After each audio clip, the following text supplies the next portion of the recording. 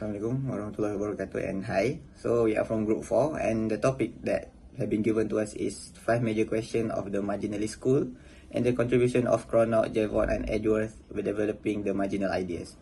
So our group consists of 5 people which are Kaushalya, Abdul, Rahim, Amirah, Aziz, Najiha and Muhammad Nasrizal. So let's proceed with the presentation. Hello, I will start the presentation by the introduction. First of all, the marginal school was formally existent on 1871 when William Stanley Jevons and Karl Menger published their influence book on marginal utility theory. Okay. However, several foreigners like Cronaut and Julius Dupuy predated them in the use of marginal analysis in economics, and several second-generation marginalists like Edward and Clark expanded their theories. So this situation led to this school eventually became part of neoclassical economics or contemporary microeconomics. On this segment, we will focus on 5 major questions of the marginalist school, the contribution of Cronaut, Jevons and Edward in developing the ideas of marginalist school. For the historical background, a serious economic and social problem occur and remain unsolved even 100 years after the beginning of Industrial Revolution. So, for the example that I will share, poverty was widespread, although the productivity was increasing. The second one is the distribution of wealth and income are extremely uneven, even though the standard of living is rising and create much dissatisfaction. The third one is the business fluctuation. Many peoples and they could longer depends exclusively on their own initiative and ability to overcome the conditions that they face. The fourth one, farmer and labor move into the cities due to some difficulties such as poverty, and they want to find a better opportunity of the job. So the last one is the long working hour, dangerous and unhealthy working condition, the preponderant or dominant economic power of employer in bargaining with the workers, rise of monopolistic enterprise, and insecurity of old age. So this problem caused the people to find solution beyond classical economic thinking. Continue on the 19th century, the trend in Europe was to develop 3 approaches to overcome the social problem, which is to promote the socialism, to bolster the trade unionism, to demand the government intervention in the economy, regulating the economy, eliminating abuses, and redistributing income. However, the marginalists opposed all 3 solutions because of 4D. The first D, defended market allocation and distribution. We call it laissez-faire. The second one, denounced, accuses socialism, deplored against government intervention, discouraged labor unionism, ineffectively or pernicious, that is harmful. So the marginalists conclude that although the value of and distribution theory of the classical economics were inaccurate, but the policy is suitable. Assalamualaikum warahmatullahi wabarakatuh and a very good day. So I'm going to discuss a bit about the 10 major tenets in the marginalist theory. So there's actually a bit similarities between marginalists and the classical theories, since both of them will be combined in the next school of theory, which is the neoclassical. So the first one is they are focusing on the margins. So this tenet is being developed by David Ricardo in his theory of rent, and then the focusing which is in the point of change, which is margin when the economic decisions are made. And then the foundation of the modern residual theory of land value. So next is rational economic behavior. So there is assumption which is people will act rationally in balancing marginal benefit and marginal cost, which is pain and pleasure. And then this particular tenet is being employed by Jeremy Bentham, which is assuming that the dominant drive of human action is to seek for utility and avoid disutility. So basically, this utility is something in the situation which is very harmful if we continue consuming in a large amount. So the third one is microeconomic emphasis. So this study is focusing on individual, household and firms behavior, and also taking consideration on individual making decision, market condition, and also firms output. And then the fourth one is the use of abstract deductive method, which is emphasized specific to general theory. And then historical inductive method has become generally accepted within this era. And then the fifth one is pure competition emphasized. So marginalists usually base their analysis on the assumption of pure competition, which is there's no one in the market have the enough power to control the market price. So due to that, they have to adapt on their own action to demand, supply, and also price to work out in the market. And then the sixth one is demand-oriented price theory, which is emphasizing in demand, which is utility as the primary force of price determination. It is actually very opposite with classical economic doctrine, which is belief in the supply or the cost of production. Next is emphasis of subjective utility. So the demand is depend on the marginal utility, which is very subjective. And the marginal utility, by the definition, means the additional utility a person receive from consuming an additional unit of the particular goods. So below that, you can see the formula of the marginal utility. And then the eighth is the equilibrium approach, which is economic force generally work towards balancing the opposing equilibrium, and any disturbance that caused internally or externally will cause the dislocation of a new movement in the equilibrium. So next is the merger of land and capital goods. So the marginalists actually lump land and capital resources together in their analysis and term the benefit, which is interest, rent, and profit, into a new term, which is the return to property resources.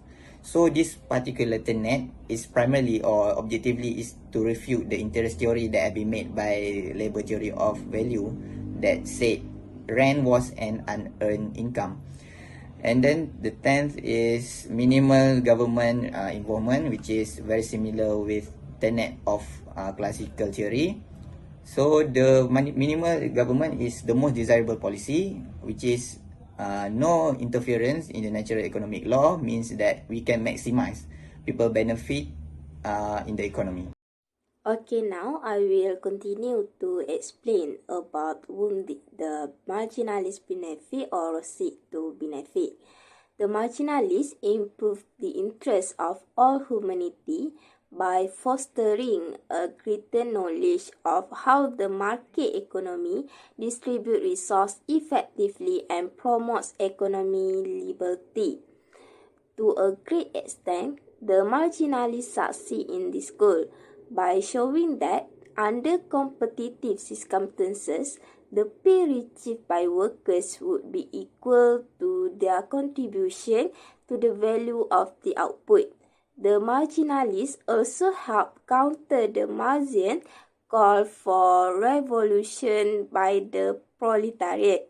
But marginalists, the economy of liberalism or political conservatism, also benefit those whose interests were simply in maintaining the status quo, that is, those who resisted change. This type of theory benefit employers by opposing unions and by attributing unemployment to wages that were artificially high, inflexible on the downward side, or both, even though most of them did not really understand it. Marginalism also defends landowners against attack based on Ricardian rent theory. This school also could be said to have benefited the wealthy, who generally oppose government intervention that might redistribute income. Next, I will talk about how was the marginalist school valid, useful, or correct in its time. The marginalist school developed new and powerful tools of analysis, and thanks to this thinkers' economics, became a more exact social science. Firstly, the conditions of demand are the important determinants for prices of both final goods and factors of production. And secondly, the marginalists explicitly stated the fundamental assumptions underlying economic analysis, unlike many of the classical economists that are leaving them working in the background. Number 3, the partial equilibrium analysis is a condition of economic equilibrium which takes into consideration only a part of the market to attain equilibrium. It was very useful for extracting from the complexity of the real world, and this approach allowing variables, which are one variable at a time, to change what other things have concern. Therefore, this method helps to simplify and analyze the problems and variables in an orderly and systematic manner. Lastly, the microeconomic approach that is on certain advantages in not ignoring the individual economy unit or the small sectors of the economy. The microeconomic approach of marginalism have complemented the macroeconomic approach, which may overlook many problems by viewing the economy as a whole. So clearly, the microeconomic approach of marginalism has an important place in economic theory. Good day, Professor. My name is Kaushalya. My metric number is 272011. Today I'm going to present about which tenets of marginalist school become lasting contribution. There are few theories of marginalist have been outdated. The first outdated one is marginalist and neoclassical employment theory. Firm could increase their market by offering more product at lower price if they reduce wages. Because they often only purchase small fraction of its output, the fall in purchasing power of employee will not have a big impact. But if every firm reduces wages, rather than their market growing, it will shrink. Keynes' perspective is that there are other ways to attain full employment rather than reducing nominal wages. Next is pure competition. The assumption of pure competition have been only reasonable before 1870s. After that, it became too restrictive because the competition have been reduced. Only few sectors have pure competition. Marginalist view of saying that the best government is the one that interfere the least have become outdated since new economic theories have been developed. Third one is deductive method. The analysis of marginalist was static, timeless, and unsubstantiated with empirical evidence. However, it is challenged by inductive method. The next weakness of marginalist school is they fail to explain the economic growth. The business cycle were disregarded in attempt to demonstrate that full employment is the rule and the supply produce its own demand. As a result, the marginalist school was unable to explain the economic growth, and its theory was shown that it is insufficient to the society that are slowly becoming industrialization. The marginalist theory have withstood many criticism. As a proof, we can saw in many contemporary textbooks such as Principle of Economy and Microeconomic. The long-lasting contribution of the schools are mathematical economy, basic monopoly model, the theory of diminishing marginal utility, theory of duopoly, the theory of rational consumer choice, the law of demand, the law of diminishing marginal returns. Three important economists in the school. The first one is Anthony Augustin Cournot, 1801 until 1877. He is a French mathematician who published work in the field of economy, philosophy, and mathematics. He is the first economist to apply mathematical to the economy analysis and develop concise mathematical model for pure monopoly, duopoly, and also pure competition. He developed the earliest complete model, which now refer as derived demand for resources, and also considered as forerunner on the rate of changes of total cost and total revenue. Cournot also has most analysis that concentrate on rate of changes, which now refer as marginal cost and also marginal revenue.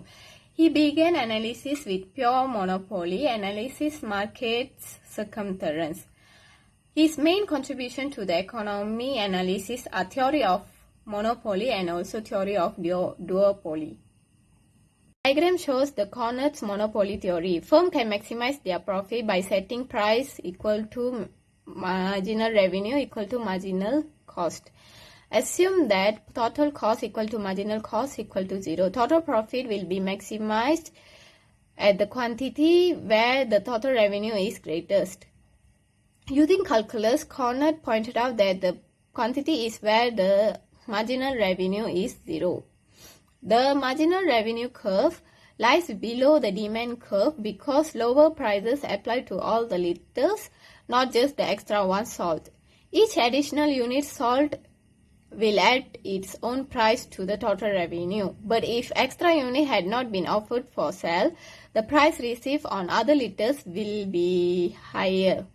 The loss of this potential revenue must be subtracted from gain of revenue through the sale of extra liters. The point of marginal revenue curve in the graph A represents rate of change of total revenue shown by the TR curve in this graph. The marginal revenue is derivative of product times quantity. Cornard extends his theory to circumstances in which marginal costs are positive. The monopolist facing positive costs and will also maximize profit at the level of output where marginal revenue equal to marginal cost. This rule also applies to situations where numerous competitors exist. Cornard is credited with being the first economist to derive the familiar proposition that a firm can maximize profit by setting marginal revenue equal to marginal cost. Next is Cornard's theory of duopoly. Duopoly is a market where two firms compete. Cornard assumed that the buyer named the prices and two firms adjust to those prices. The duopolists estimate total demand for the goods and set their own quantity of outputs. They sell on the assumption that the opponent's output remain fixed. Cornard shows his duopoly by mathematical and geometrical representation in the diagram shows beside. This is all from me. Thank you. Okay, next about Francis Y. Edwards. So Edwards was born on 8 February 1845 in Edwardstown, County Longford, Ireland, and died on 13 February 1926. He is the youngest of 7 children. Edwards did not attend school but was educated by private tutors at the Edwardstown estate until he reached the age to enter university. As a student at Trinity College, Dublin, he studied classics, getting a scholarship in 1863 and graduating in 1865, and at Balliol College, Oxford. Edwards studied ancient and modern language. He was an avid self-taught learner who only began studying economy and mathematics after completing his undergraduate degree. In London in 1877, he earned his bar admission, although he never practiced. On the basis of his publication in economic and mathematical statistics in the 1880s, Edwards was appointed to a chair in economy at King's College London in 1888, and in 1891 he was appointed Drummond Professor of Political Economy at Oxford University. In 1891, he was also appointed the founding editor of the Economic Journal. He continued as editor or joint editor until his death 35 years later. The Royal Statistical Society awarded him the Guy Medal in Gold in 1907. Edwards served as the president of the Royal Statistical Society from 1912 until 1914.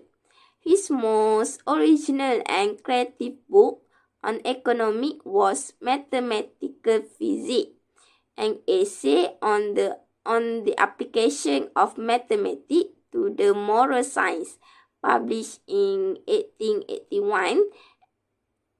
At the beginning of his long career in the subject, the book was notoriously difficult to read. He frequently referenced literary sources and interprets the writing with passages in a number of languages, including Latin, French, and Ancient Greek. The mathematics was similarly difficult, and a number of his creative applications of mathematics to economic or moral issues were judged as incomprehensible. Okay, next about Edward's contribution in modern economy.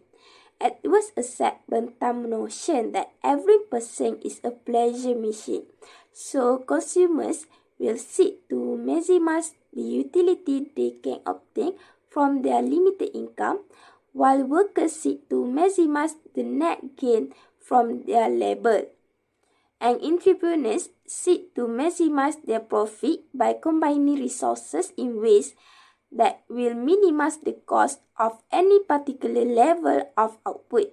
According to Edwards, the most useful tool for analyzing this economic behavior is differential calculus. In supporting the mathematical approach, Edwards contrasts the precision of mathematical economy to the zigzag winding of the flowery parts of literature. One of Edwards' contribution to modern economy was his popularization of the use of mathematics within the discipline.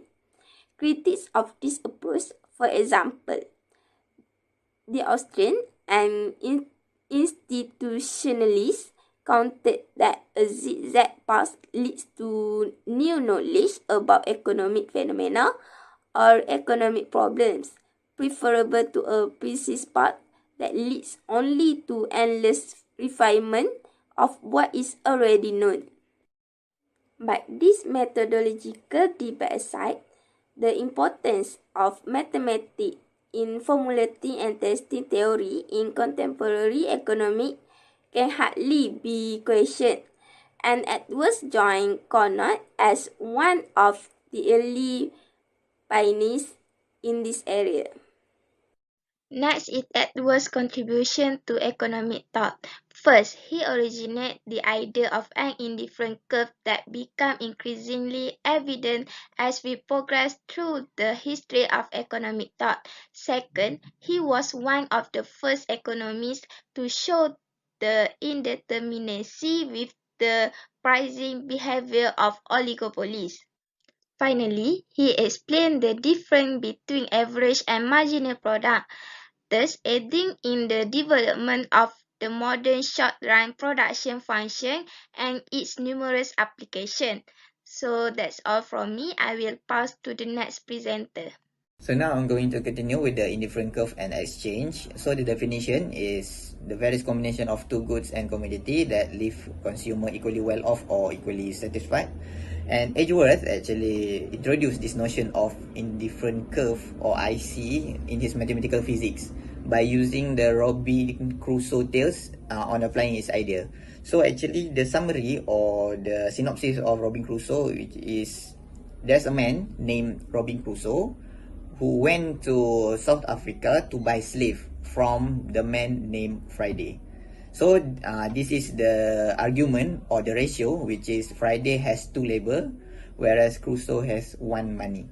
So based on the figure on the right side of the slide, you can 1, 2, and 3 Roman is referring to Friday in different curve, and then meanwhile 1, 2, and 3 in the number refers to Crusoe in different curve. So Friday prefer indifferent curve that farther to the right, meanwhile Crusoe prefer indifferent curve farther to the left. And by combining all 6 of these respective indifferent curve, it leads to what Edwards obtained, which is named as a contract curve. That is a tangency that occurs between 2 sets of indifferent curve. So what we can conclude and observe from this combination of indifferent curve is that the price of Friday's labor in terms of Crusoe money is very uncertain. So it is a subject of bargaining, that it will lie somewhere along the line of A, B, and C, which is the tangency, as you can see. And why is that happen? Because the Edwards answer is that the all point other than those in the line, either the Friday or Crusoe's, add to his utility without lessening the utility gained by the other parties. So it is a self-interest of two traders that will push them into the contract curve, which is in the line of A, B, and C. So it result in any point of contract. It is a potential point of equilibrium, and the ultimate result will decide through bargaining. In the instance, the final contract between two traders is very uncertain. So next is the marginal product versus average product. So predetermined assumption before we start discussing on the curve. So there's only two put exist, and which is labor, the variable input, and capital, fixed input. So in terms of applied concept, the first major difference between marginal product and average product, which is the symbol and distinction made by the Edgeworth in labeling, which is MP is for marginal product and AP for average product. Next, MP is by definition is additional output that result into the adding one unit into the input. Meanwhile, AP is the output per unit of factor input or average output made by the single variable input. So as you can see, the figure on the right side of the slide, which I'm pretty sure that you are very familiar with, is shown the total product curve and average marginal curve labor in a short run production. So in line OA, it is slope. Total product over labor is an average product which is on X that associated with the labor input, and total product represented by X in the total product curve. So now we're going to have a bit of analysis or discussion on the marginal product versus average product based on the curve on the right side of the slide. So when the total product achieve the maximum level of production, which have been plotted as M prime, so the marginal product is equal to 0, which have been plotted as Y. And then the average product is declining in a slower rate but still in the positive value. And when the average product is rising, the marginal product is lies above the average product. Meanwhile, if the average product is declining, the marginal product will lies below average product. And then at the maximum level of average product, the marginal and average product will equal to each other. And on the equilibrium of AP and MP is the beginning of the most rational and efficient level to produce the output in the economy.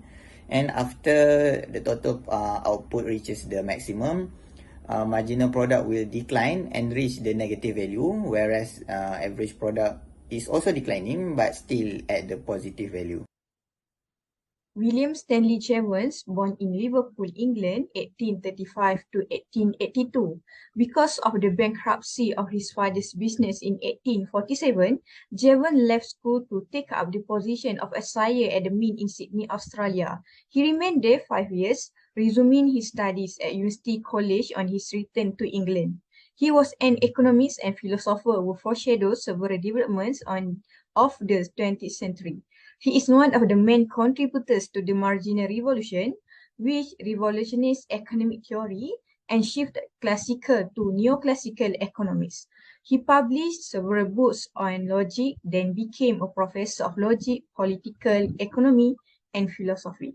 So there are 4 of Jevons on value theory, which is first, theory of diminishing marginal utility; second, rational choice, the equi-marginal rule; third, theory of exchange; and fourth, Jevons on labor. The first theory of Jevons is theory of diminishing marginal utility. Utility cannot be measured directly, at least with the tool at hand, because utility can be estimated only by observing human behavior and nothing human preference. Jevons rejected any step to compare the intensity of pleasure and pains among different people. Based on graph, the upper graph shows the total utility, TU, that a consumer receives from each quantity of commodity X, and the graph below shows the marginal utility, MU, are the change in total utility as each unit of the commodity is added. Marginal utility, which is equivalent to checkpoint's degree of utility, decline as more commodity X is consumed. So based on the graph, we can see the relationship between marginal utility and total utility. When total utility increase, marginal utility will positive. And when total utility has maximum, so marginal utility equal to 0. Then when total utility decrease, marginal utility will negative. The second theory is rational choice, the equimarginal rule. Jevons employed his notion of final utility to formalize theory of rational choice. The consumer wishing to maximize utility allocate money income in such a way that the marginal utility or the last dollar spent on all commodities is equal. If the ratio of the MU of X to its P is greater than that for Y, then the rational consumer will purchase more of X and less of Y. So if MUX over PS larger than MUI over PY, so consumer will buy more of good X. MUX will decrease and MUX over PS also will decrease. So consumer will continue to buy good X until MUX over PS equal to MUY over PY. Same goes on MUX over PS, smaller than MUI over PY. Consumer will buy more of good Y, MUI will decrease, and MUI over PY also will decrease. So consumer will continue to buy good Y until MUI over PY equal to MUX over PS. Then if MUX over PS equal to MUI over PY, so consumer's total utility TU is maximized. Theory of exchange, we can see that Jevons also used his principle of utility maximization to explain the gains from the exchange. For example, using equal marginal rule, the person A has only beef, so the ratio of the marginal utility of price will be high. The person A will get benefit by obtaining the corn and giving up the beef. Similar situation to person B, he will lose the utility from sacrificing the corn will be less, and the gain in the utility from the beef gain. So it states that Jevons' answer will be the point at which there are no further possibilities of utility gains from the exchange. For Jevons on labor, it refuting the labor theory of value, argued that labor cannot be regulator of value because labor itself has unequal value. It differs infinitely in quality and efficiency. So the first one is labor itself is a subjective, like a psychological cause, a painful exertion. The problem of economy is to satisfy our wants with the least possible sum of labor. The third one, to accomplish this, the worker must compare the pain of work and the pleasure of the earning. Based on the graph given, you can see here an explanation about the marginal graph on marginal workers. At the end of the graph, the worker will choose to work and earn an amount represented by point M, because as seen by the two curves, hours of work beyond M will result in greater disparity from work than the gain in utility from the extra earning. So Jevons formulated the idea this way: the cost of production determines the supply. The supply will determine the final degrees of utility, and the final degree of utility will determine the value. So what we can conclude throughout our whole presentation is the William Stanley Jevons and Karl Menger actually have produced their most influential books on the marginal utility theory. And the marginalist school actually opposed the socialist ideology and government intervention in the economy, and instead they re-emphasized the use of laissez-faire, that system that pioneered by the classical school. And generally, the school actually sought the advanced interest of all humankind throughout the promoting a better understanding of how market efficiently allocated resources and promote economic liberty. But although the marginalist school has its own weaknesses, but still many of their theories still can be found in the contemporary textbooks on principles of economics and microeconomics, such as the theory of monopoly and duopoly by Cronut, theory of value by Jevons, indifferent curve and exchange, and difference between average and marginal product by Edwards, marginal analysis applied by the whole body of microeconomics, and progress in mathemization of economy. And the matter fact that marginalist theory is the only input to the new era of economic thinking, which is the new classical economics that started in 1890s, which produced a complete and consistent new microeconomics theory. So in conclusion, the marginalist was the only transitory period between classical and neoclassical schools. And I think that's all from us. Thank you.